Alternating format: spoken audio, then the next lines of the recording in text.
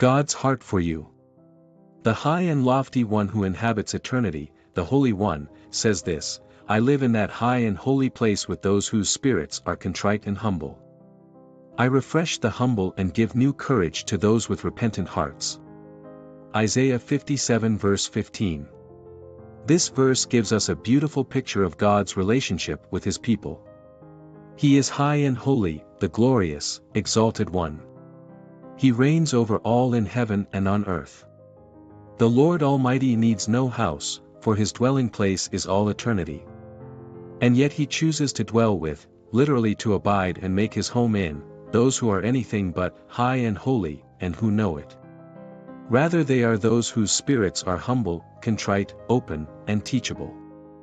Instead of being like the Pharisee in Luke 18, who thanked God that he wasn't like the unjust or other unsavory people, they are like the tax gatherer who cried out for God's mercy.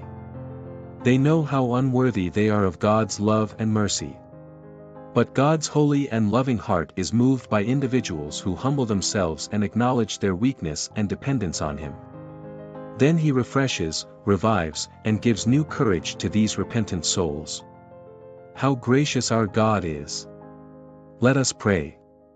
O God, you are high and lifted up, glorious and exalted. And I am not.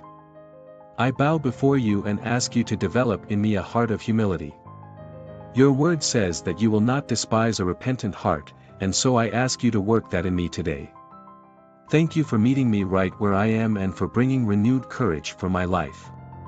Between the humble and contrite heart and the majesty of heaven, there are no barriers, the only password is prayer.